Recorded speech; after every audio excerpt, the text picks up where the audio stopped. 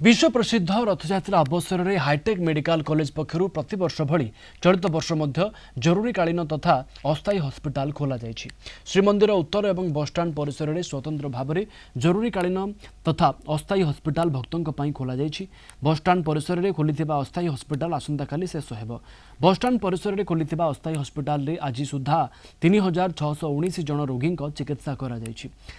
मध्यरु 237 जन एचडीयू 201 जन minor OT रे चिकित्सा करा जाइथिबा बेले तांकर 23 जन को सदर मुख्य चिकित्सालय को पठा जाइथिला से भली श्रीमंदिर उत्तर द्वार निकट में होइथिबा अस्थायी हॉस्पिटल रे 23 तारिख सुधा 5315 जन रोगी चिकित्सा करा जाइथिला सेमानक मध्यरु 635 जन एचडीयू रे 413 जन माइनर ओटी रे चिकित्सा करा जाइथिबा बेले 51 जन को सदर मुख्य चिकित्सालय को पठा जाइथिला।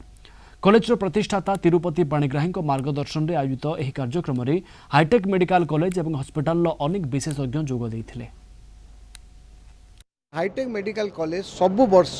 25 बेड हॉस्पिटल गोटे उत्तर द्वार पाखे करूँ गोटे बस स्टैंड गुंडीचा मंदिर पाखे करूँ आमर उत्तर द्वार पाखे हॉस्पिटल को आम 14 तारिख में स्टार्ट करूँ आम 27 तारिख नीलाद्री विजय पर सेटा को आम बंद करूँ ता छड़ा बस स्टैंड हॉस्पिटल आम 15 तारिख दिन ओपन करूँ 25 तारिख ठाकुर बाहुड़ा सरला